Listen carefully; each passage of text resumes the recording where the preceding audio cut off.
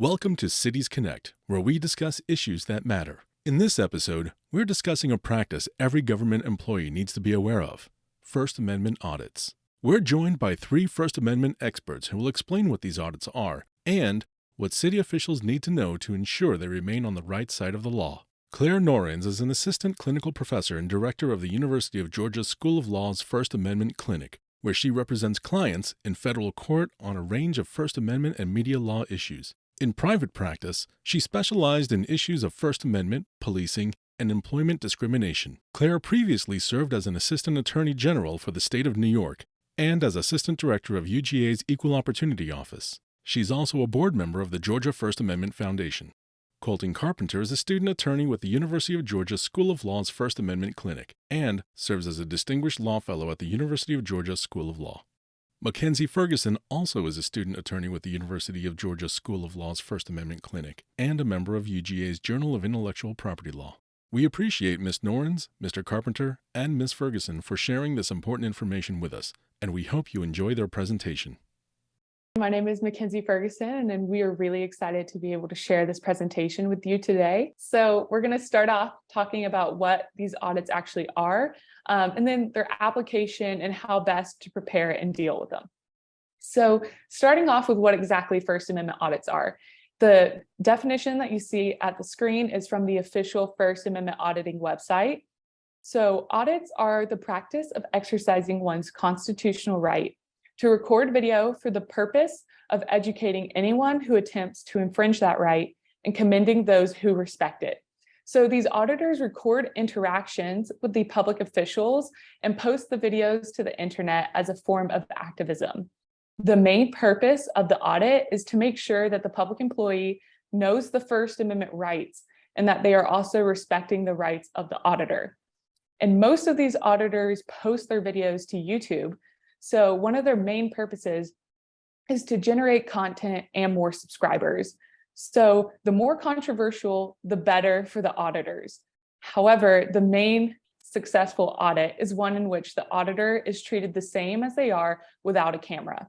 So the theme that you're going to see kind of throughout the entire presentation is that we really encourage you to be tolerant with the auditor. As long as you make sure that you know your First Amendment rights and that you respect theirs, the audit should be a pass for you. So now we're going to talk about a case called Dunn v. Fort Valley. And in this case, Dunn was an auditor, and he was arrested after taking pictures and recording videos in the public areas of the Fort Valley City Hall. During this audit, he drew the attention of different employees who eventually called the police once Dunn refused to tell them why he was recording. So he brought an action against the police officers and their supervisors, claiming a deprivation of his First Amendment rights and an unlawful arrest under the Fourth Amendment. So during this case, we got a really nice quote from U.S. District Court Judge Tillman Tripp Self. The First Amendment protects the right to gather information about what public officials do on public property, and specifically a right to record matters of public interest. Pretty simple rule. So this quote nicely summarizes the First Amendment protection in auditing and also states the Middle District of Georgia's opinion on the rule itself, stating that it's a pretty simple rule to follow if you know your First Amendment rights. So we've additionally seen a lot of courts recognize this constitutional right to record government officials who are engaged in their duties in a public place. So the First Amendment does include the right to record video and audio for both regular citizens and for journalists. So the 11th Circuit in the Smith v. City of Cumming case, the 11th Circuit is the federal court circuit that includes Georgia, Alabama, and Florida. They responded to this in the Smith v. City of Cumming, where the plaintiff brought an action against the city and its police chief after being prevented from videotaping the police actions. He claimed a violation of his First Amendment rights, and we get this nice quote from the case as well. The First Amendment protects the right to gather information about what public officials do on public property, and specifically a right to record matters of public interest. So these cases kind of set up our legal precedent around the right to First Amendment audits. So now we have some really great videos to show you. We're going to show you a video of an audit that failed or went really badly. And then we're going to show you a video of an audit that went well. So this first video is from the Union County Sheriff's Office. And after the video is played, I'm going to ask for your participation in the chat, just to type what you think went wrong, and we'll discuss that. Go ahead and play the video, Colton. I hope it will.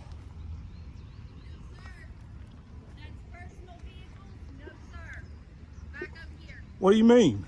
Back over here. That is employee parking. Back over here. Can you Back over here. can you get me a Back over here. can you get me a Right now, back over here. can you get me a supervisor? Back over here. Can you get me a supervisor? Back over here. What's your name and Back badge number, over ma'am? here.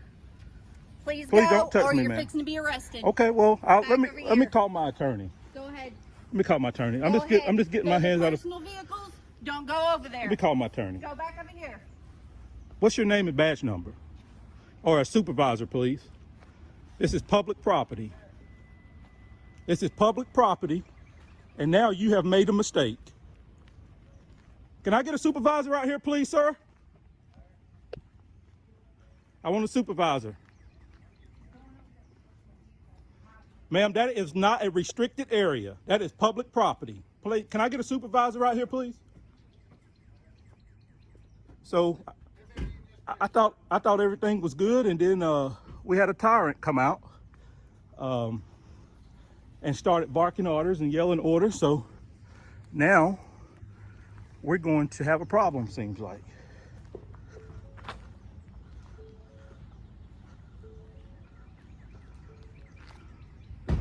So we're gonna have a problem. How you doing, ma'am?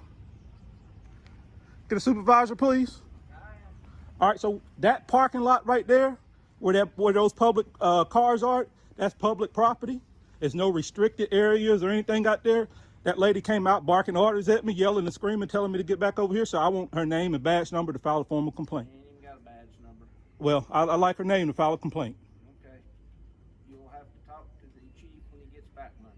Monday? So you can't tell me her name now so I can file a complaint while I'm here? Her name's Jenny. She's the secretary. Okay. You understand that that's a, okay. I'm talking to her, okay? Please talk to her, because I'm gonna go right back over there and film in a public area. I know. I didn't bother you when I No, came you out, didn't, but she barked orders and yelled and screamed. and I'm dealing with that. Thank you. So we'll file a formal complaint on Jenny, a secretary.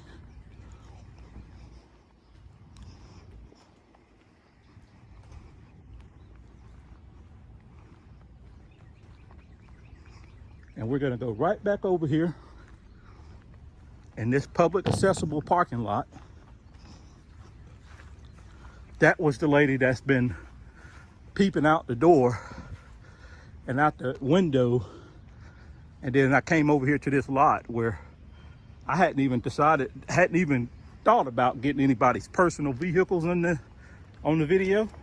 But now I think I will, because she was completely out of order, yelled and screamed at me, telling me to get back over there. I did walk back over there for the fact that I wanted to see where she was actually leading me to.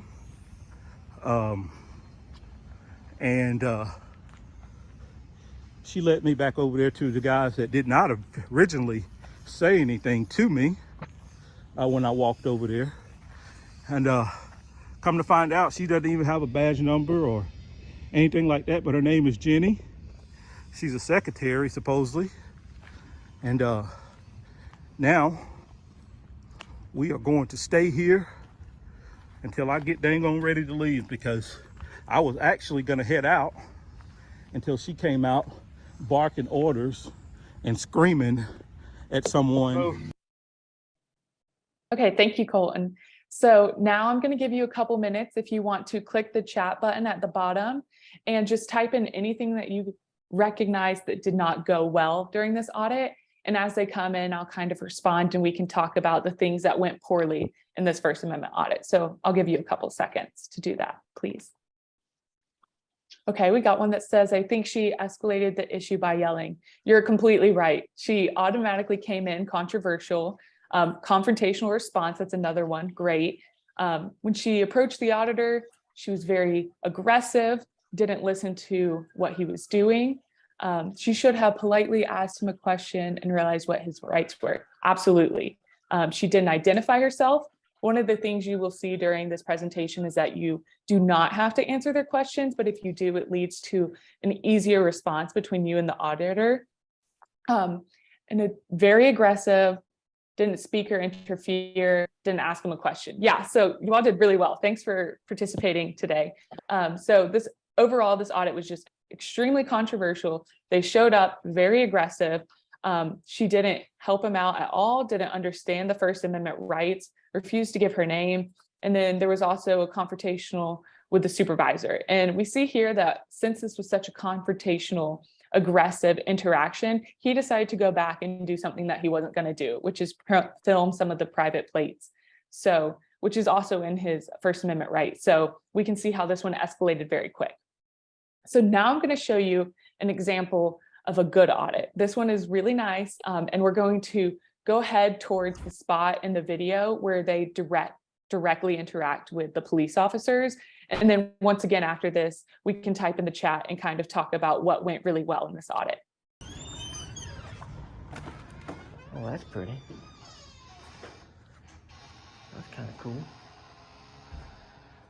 And here, those wearing cowboy hats here. That's kind of neat. How are you? This is more up to date. I like that. That's probably 2000s, judging by the hairdos. How are you, sir? How are you? Hey, what year you think that is right there? Say what now? What year you think that is? I don't know. I would say guess 2000 due to her hair. Probably earlier than that, I believe. Yeah, I think that's late 90s? late 90s, I believe. Okay, cool. What was your name badge number, sir? Brooks, number 42. Okay, you've been very, very professional. Hey, how would I get an officer complaint form? Does that go through here? I can give one. Readily available. Look at that. I do like that.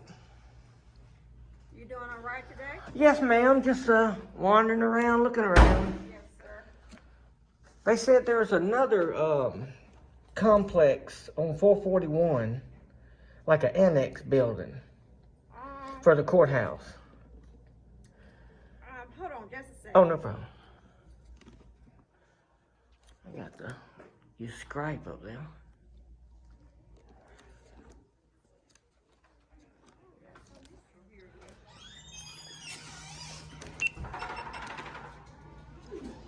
How you doing, buddy? Hey, man, how you? How you doing?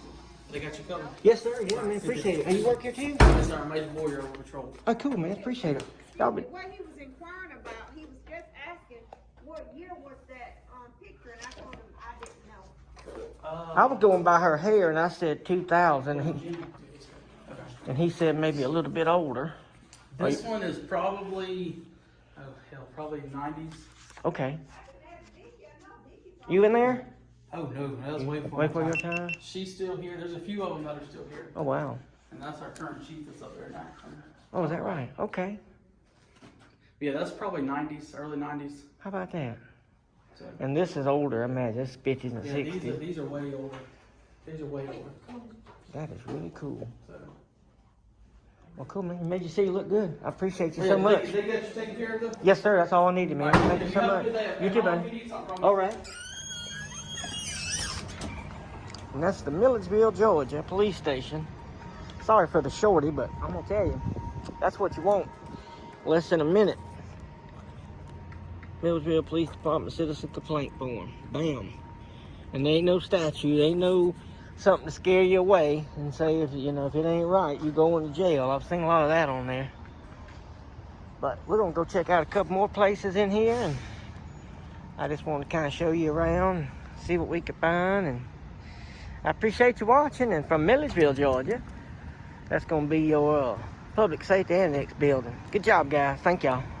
Okay, thanks, Colton. So I'm going to ask you once again to type in the chat what you think went well. And while y'all are doing that, I wanted to address one of the comments that I didn't see before this video started. But there was a comment about how YouTube auditors try to upload footage that makes the public look bad, and it could be possible that they had talked prior to the start of the video to the woman. So as having watched the entire video, there was no prior interactions before the secretary started to approach the auditor. And most of the time they upload these full YouTube videos that you can check out. And I do acknowledge that auditors may edit videos to be unflattering to the public officials. So being aware of that is important, and just trying to be polite throughout the entire interaction so that they can't pick out a bad snippet of you is going to be very important as well. So moving on to this lovely video that we just saw, people are saying the staff were polite and helpful. Everyone was courteous, helpful, no threats, professional, engagement. So I think overall, we really see how this is a lot better of an interaction with the auditor. None of the people acknowledged that he had a camera. There was no interaction about, why do you have a camera? What are you doing? It was clear that the people knew the First Amendment audits and the rights surrounding that. Continued business as usual, which is great. Additionally, we saw that when they were asked for their name, the police officers gave it, which is not something that you were required to do, but I think it just made this interaction a lot more nice and respectful.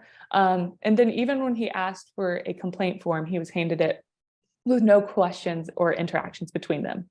So yes, this is a great example of a really lovely audit. And these YouTube videos, which we can share out with everybody, this is somebody who constantly goes around Georgia. He has a lot of videos directed towards Georgia, and he is a very nice guy if you treat him with respect. So, and then we are now going to move on to who exactly auditors can film. So there is a difference between filming public employees and filming members who are just in the general public space. So the First Amendment right to record does recognize that you can film public employees in public spaces. This can include singling out these public employees. As you saw in the last video, he pointed the camera to the secretary behind. He also pointed it at the police officers, asked them questions, had direct interaction with them, which is completely allowed since you are the public employee in your official duty. There's a difference when it comes to the general public. I do want to emphasize, though, if they are just generally panning around the room, generally recording interactions, if there had been somebody standing at that desk talking to the secretary beforehand, these are all things that the auditor is allowed to film, since private citizens do not have a reasonable expectation of privacy in a public place. However, if they are directly singling out individual members of the public, this can look like something like walking up directly to somebody who is just in that police station, putting the camera in their face and asking them a bunch of really intrusive questions, right? If the public member consents to that, of course it's okay. But if they don't, then that is when you can step in and say, please focus on filming only the public employees, as we are the official people engaged in our duty. So I just wanted to make sure that distinction is very clear, that while members of the public do not have a reasonable expectation of privacy in public spaces, if they are individually singled out and in a really intrusive way, that is something that you can go in and interact with. You can also choose to not interact, right? So if we go back to this bad recording that we saw in the first video, if she had not approached him, if she had let him continue filming, then that wouldn't have generated any type of controversial filming as well. So you always have the option to not do anything, right? But if you do see that somebody in public is feeling very uncomfortable because they are being singled out by the auditor, you can step in that situation. And I think there's some questions, so we will definitely answer those at the end. And I will go ahead and answer this one. Is there any limit on filming children who might be in an office with an adult? No, if the child is in a public space, then if they are generally recording in an audit, the child can be filmed. If you see the auditor going up with their camera and pointing it in the face of the child and focusing only on the child, that is something that you can ask them to redirect their camera to the public employee. Great. So aside from who auditors can film, you probably have asked yourself, where can they film? So we've said that auditors have a right to film public employees, but common sense tells us that surely they don't have the right to film public employees in like their private offices or in the bathroom. Well, common sense is correct on this one. There is a difference in the right to record public officials performing their public duties and recording public officials in private spaces. When you're working at, say, a reception desk, auditors have every right to come and record you because you're in a public space. Auditors have a right to be in that public space and to record basically whatever they can see from that public space. However, under Georgia Code 16-1162, auditors do not have a right to record anybody in a private space.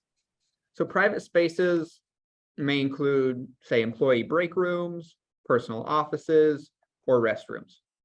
And a really easy way to clarify what is and what is not a private or employees only area is through proper posting of signage. Signs can designate an area as reserved or employees only, and they serve as a nice aid if an auditor ever insists on going into a reserved or an employees only area. Now, I just mentioned how signage can help to distinguish employee versus public areas, and this same signage strategy is particularly useful for any kind of reserved area that the general public isn't supposed to have access to.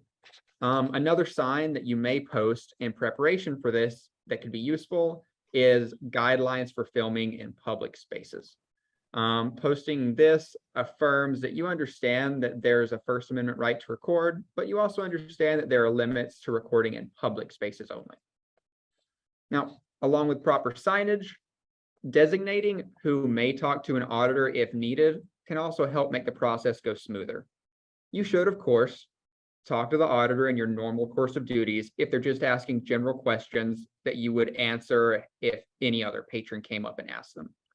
However, if there is a problem, having somebody who has excellent customer service and people skills to be able to step in and help out can just help it go smoother.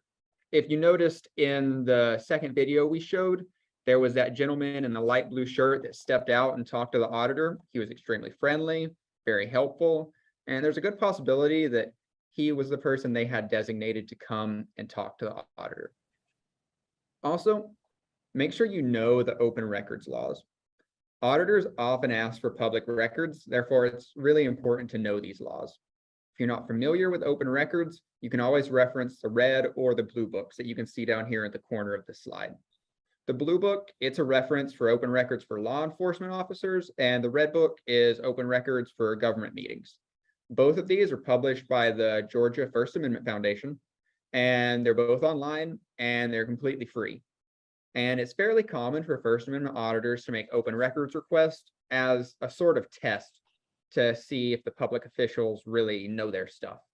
So being informed on the policies behind these requests and making sure that all of your employees that are potentially dealing with auditors know these policies can really help make it go smoother. Because that really is the point, is to make this go as smooth as possible. Let's talk about a few ways that you can respond once the auditors are actually there at the office. So number one, and this is by far the most important, just continue business as usual. An auditor really is just another kind of patron, and everybody shouldn't be scrambling or panicking or shuffling and hiding stuff. They're another kind of patron, and you should continue business as usual as if they were just another person. Second, don't try to dissuade their recording or threaten them with citations or arrests. These threats are exactly what drives the high view counts for auditors online, and these threats infringe on the auditor's constitutional rights. And the last thing that any of us want is to be that official on YouTube threatening to call the police on some guy who's just recording what he's constitutionally allowed to record. Now, third, you can also recognize the auditor's right to record as long as they're in a public space. So just saying, yes, I understand you have a right to record in this public space, as long as they're not singling out or harassing other patrons that are around. Recognizing that right can also go a long way to making it a smooth interaction because the auditor will understand that you know their constitutional rights. And finally, make sure that you train the employees to be knowledgeable about open records requests and be able to respond to them efficiently. Again, this is a pretty common strategy by auditors, is to come and make open records requests. So just being able to respond without having to go and look up what the policy for these requests are can just make it go faster. So now we're going to get into some examples in responding, but I would like to first comment on the comment that was posted to the chat about people who disguise themselves as member of the press. So I think just in general, it's a great approach to treat auditors and press the same, especially since the First Amendment right to record applies to regular citizens as much as it does journalists. And maybe some of these examples will help you with some of the hypotheticals you've been thinking about as well. So the first example, while filming inside City Hall, an auditor tries to enter a restricted area that is for employees only. So how would you respond to this? Feel free to go ahead in the chat box below and type in just like you did for the videos. And as they come in, we can kind of talk about this hypothetical. Okay, so we have one, politely inform them that they cannot enter the restricted area, ask that they're looking for anything in particular. Absolutely, that's the best thing to do, is to talk to the auditor, let them know that you are aware of their First Amendment right to record, and also ask them to please stick to areas that are public. So this one that we just had about asking them to remove themselves and explain why. Absolutely, you can ask them to remove themselves from the restricted area. I think it would be great to acknowledge that all the areas that are public, you are more than welcome to film in and encourage that. We want to be as tolerant and respectful to the auditor as we can, but making sure that they don't enter really restricted private areas is also something that you are definitely allowed to do. So like I said, acknowledging the right to record is always helpful. And one thing I really want to emphasize here is that whatever an auditor can see from a public area is fair to film. So for example, if on your desk, like the secretary's desk, you have documents that are out and open in the public, they are allowed to film those. They are in the public. So what we recommend is if there's any confidential documents or things that you do not want recorded by the auditor, to place it below the desk or somewhere that is private that the auditor cannot see. And as we mentioned several times, signs designated employee only areas from those open to the public is a great way to be able to do this and point to the auditor. This is one of the restricted private areas, but we more than welcome you to exercise your First Amendment right to record in any of the public areas. So our next example, an auditor approaches an individual and asks them why they are there and ask what they are doing. You can tell that this individual is extremely uncomfortable. How would you respond to this situation? I'll give you a couple seconds to type a response in the chat. If we're trying to think about this and you might be a little bit stuck on this one, I think it's important to think about the difference that I mentioned earlier between filming public officials and filming private individuals. Maybe that will help a little bit. Ask if you can help with anything. Absolutely, right? Coming up to them, continuing business as usual. If they need anything as you, the public employee, is a great way to redirect the auditor to filming only the public officials. Colton, if you would like to post the responses. So here, making sure that they know that the right to record only applies to these public officials, right? And to focus on filming the officials only, since they are the ones who are engaged in their official duties. And then, like I mentioned earlier, intrusively questioning individual patrons is not protected by the First Amendment. So going up to the auditor, telling them that they should please focus on the public officials, and kind of letting the individual know what's happening is also a great way to respond to this. So our final example here, and the last thing you have to participate in, I promise, you notice that the auditor is in the police station parking lot filming police and private vehicles, including license plates. How should you respond? And a great thing to think about here is that first example of the bad audit that we saw. And I'll wait for some responses in the chat. So the person says, allow them to film and let them approach you if you have questions. That's a perfect response, right? Like I said earlier, not doing anything is sometimes one of the best responses, right? They definitely are allowed to film in areas that are open to the public, especially if this parking lot is not fenced off or says employees only. So not doing anything is a great response here. It won't lead to any type of confrontational thing. Respecting their right to record is important to these auditors. It'll also help you to pass this audit. And one of the ones that I want to mention, somebody says let them film, but ask what they are doing. If they can record public plates, but there may be private vehicles in the lot. So they are allowed to film private vehicles. That is something that we see a lot in these interactions when things get intrusive, because some people don't understand that. Filming private vehicles is something that they are allowed to do. So it would be best just to tolerate and respect them. And you can always ask if they need help with anything. That would also be a great way to kind of see exactly what they might be looking for.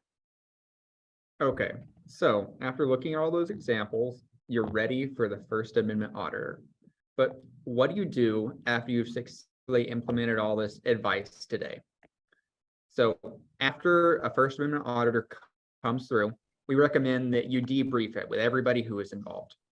Talk over what went well during that audit and talk over what could be improved upon.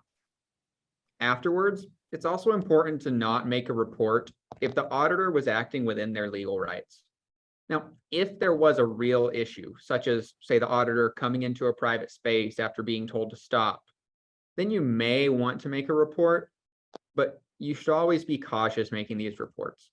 Because if the auditor was only filming in public spaces and filming within their constitutional rights, then making a report against them is a form of retaliation, and it could chill their First Amendment rights. And we definitely don't want to do that.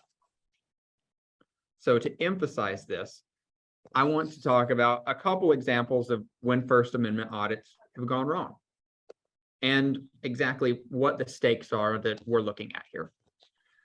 So we have a few examples here of how not to handle auditors videoing public officials. A few of these cases are particularly relevant. And so you see on the third row down, Cop Watch Atlanta. So this is a case that happened in 2011. It involved a citizen who was videoing an arrest by police, and the police told him that he was not permitted to record them despite all the parties involved being in a public space. The police ultimately confiscated the recorder's phone, which he was recording on, and when this case settled out of court, the Atlanta Police Department paid out a $40,000 settlement to the recorder. And this is on the low end of the settlements that get paid out for some of these cases. The second case, which Mackenzie mentioned at the beginning, Dunn v. Fort Valley, which is a little more than halfway down here. This is a case where a citizen who was a First Amendment auditor was trying to record the lobby of a city hall when he was reported by the staff as a suspicious person. Law enforcement was called, and they told Dunn that he could not record anything in the lobby. The situation was escalated, and ultimately this auditor was arrested. His camera was confiscated.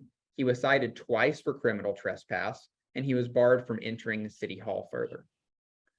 So the city government then refused to reply to all of this auditor's open records requests that he made.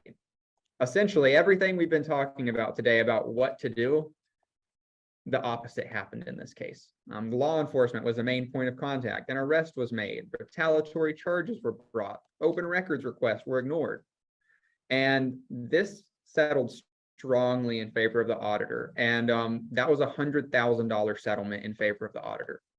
This same auditor, just below the second Dunn case, was also recording in Marshallville.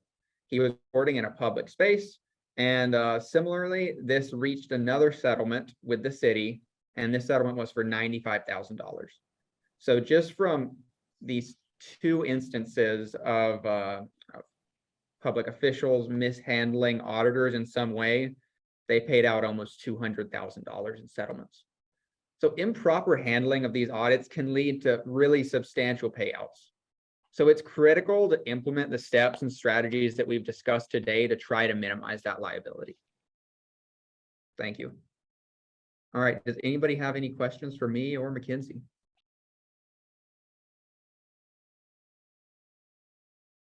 You have the right to record, so you could definitely do that. But I think that would just escalate the situation even more. If it was up to me, I would probably just respect the auditor's right to record, right? They wouldn't get any type of video of you filming them and any type of bad interaction that might happen between that. And then additionally, you just letting them know that you know your First Amendment rights and that you respect theirs and let them film.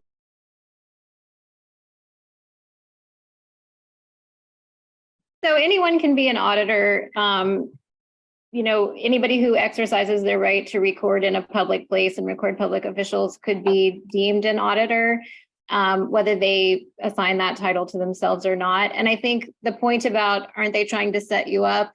Some of them are. And so that's why we think it's the best approach to, really be as respectful and tolerant as possible, and not rise to their bait. in other words. Because some of them are looking to maybe get a settlement out of it. Some of them are looking just to up their viewers on YouTube. So, you can just kind of rise above that, let them go about their business as long as they're not invading private spaces or harassing individual patrons. And it'll be over faster and without incident for you, hopefully. A lot of these auditors, just looking at some of their YouTube channels and the stuff they post, they're not trying to set anybody up. They really believe in what they're doing. And the big benefit they're getting is YouTube views. So of course they're looking for these controversial kind of confrontational things, but they're not looking for big settlements. They're looking for YouTube views.